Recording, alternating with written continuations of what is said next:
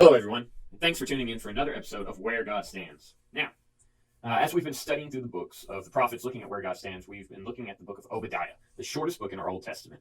And now, as we have Obadiah here, we're finishing up the last half of it, half of the book of Obadiah. That's something. But we left off last week in verse 15. Now, the reason I stopped at verse 15 is because verse 15 acts as a hinge piece. If you remember from last week's discussion, God was seeking a retribution against the kingdom of Edom because of what all they did to Israel. Now, it talked about how they came and looted and how they would grab Israelites and whatnot. And then in verse 15, something changes. He says, "For the day of the Lord is near upon all nations." All nations. Wait a minute. We back up. What do we see here? We see your brother Jacob. We see Edom. We see Mount Esau. Why are we talking all of a sudden about all nations?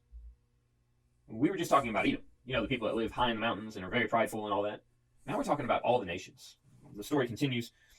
"As you have done, it shall be done to you. Your deeds shall return on your own head. For as you have drunk from my holy mountain, so all the nations shall drink continually. They shall drink and swallow and shall be as though they had never been." And he goes on to talk about how he's going to preserve Israel, the house of Jacob, and make them better. Obadiah looks at Edom and says, "Edom, you're a terrible nation. You're terrible people who did these bad things, and God's going to bring you down.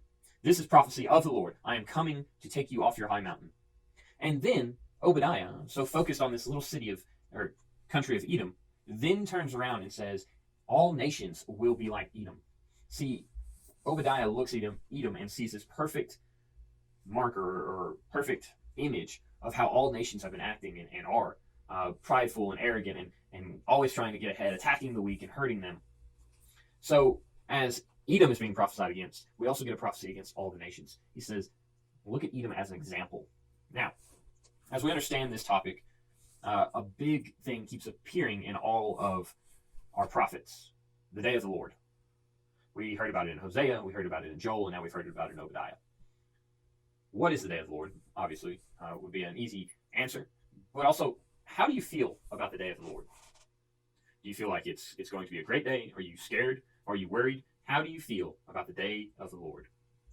My second question that we're going to discuss in our Zoom class is, do you find that you have more similarities with the other nations in Edom, being prideful and always working to get ahead, and if there's a weak opponent, attacking them?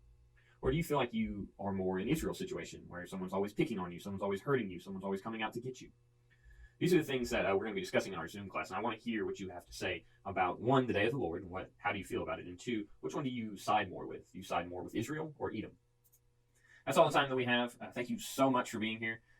This is Where God Stands. Are you in good hands?